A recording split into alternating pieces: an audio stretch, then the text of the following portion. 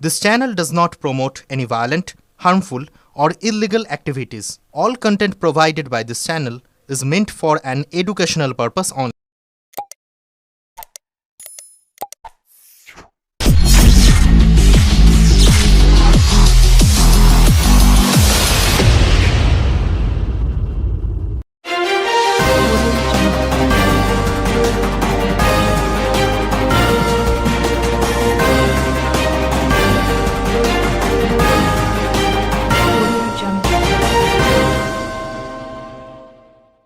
বিধানসভা নির্বাচনের আগে অভিনেতা তথা বিজেপি নেতা মিঠুন চক্রবর্তী এলেন আরামবাগে এসে তিনি কর্মীদের এক প্রশ্ন উস্কে দিয়ে উত্তপ্ত করে গেলেন।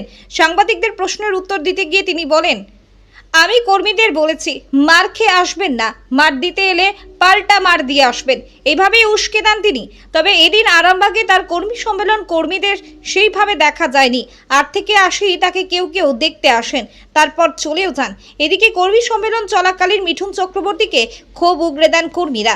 ব্যাপক চিৎকার চেঁচামেচি শোনা যায় বাইরে থেকে।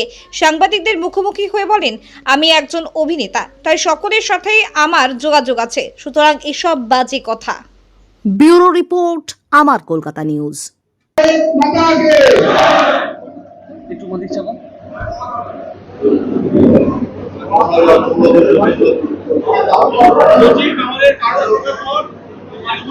আজকে যে সমাজে রবি সভা কি হচ্ছে সেটা আমাদের ব্যাপার, সে ব্যাপারে ডিসকাস করবো।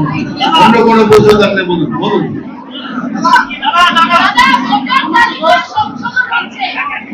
বলো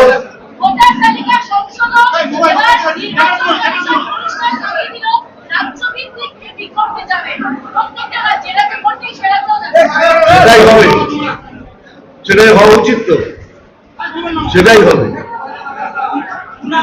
কমিশন যেটা জানিয়েছে সেটাই হবে, আর ডেফিনেটলি হবে।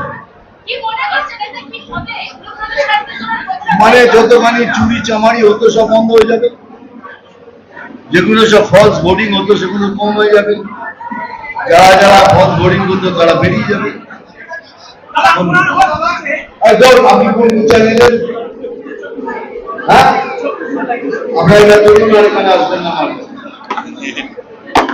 এই লোকটার নাম নিলে আমার নাম, এটা একটা প্রচার নর্দমা। এই প্রচার নর্দমার সাথে আমার কম্পেয়ার করবেন, যান আপনি চলে যান। বলবেন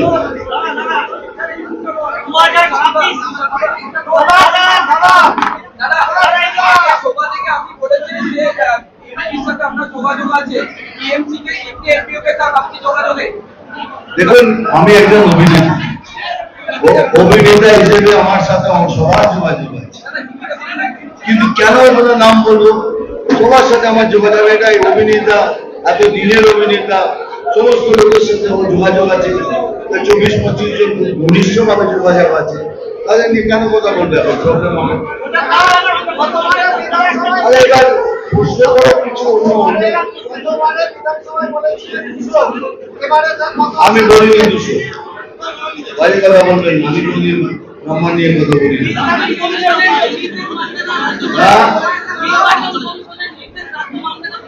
রাজ্য কি মানবে না? সবাইকে মানতে হবে, রাজ্য না বলে হবে। কেন হয়? এই জন্যই যারা যারা এসছে তারা কোথেকে এসছে? পশ্চিম বাংলার কোন লোককে ভাগ করে দিতে পারলে তাহলে আমরাও প্রতিবাদ করবো।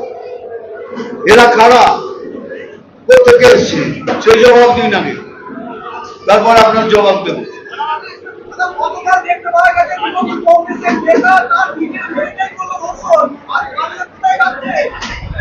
নিজের মেয়েকে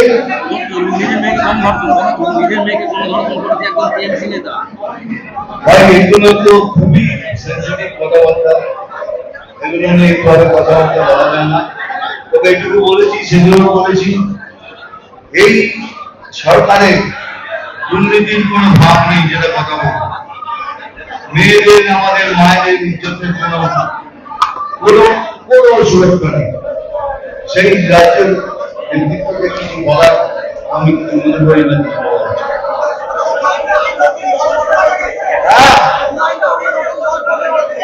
হুমায়ুন কবির সেটা ওনার ইচ্ছে, তাহলে আমি কি বলবো? হয়ে গেছে, থ্যাংক ইউ ভেরি মাচ।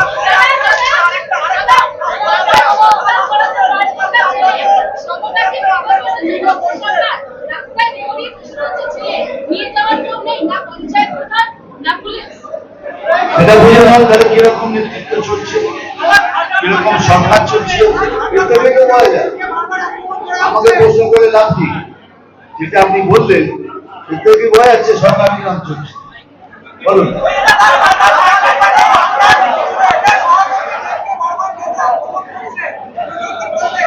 আমার সহকর্মী শুনতে পাচ্ছি না ভাই, দয়া করে চুপ করুন প্লিজ। কিছু শুনতে পাচ্ছি ঘাটাল মশলা পড়ে আমি যখন ঘাটালে যাবো তার জবাব দেবে।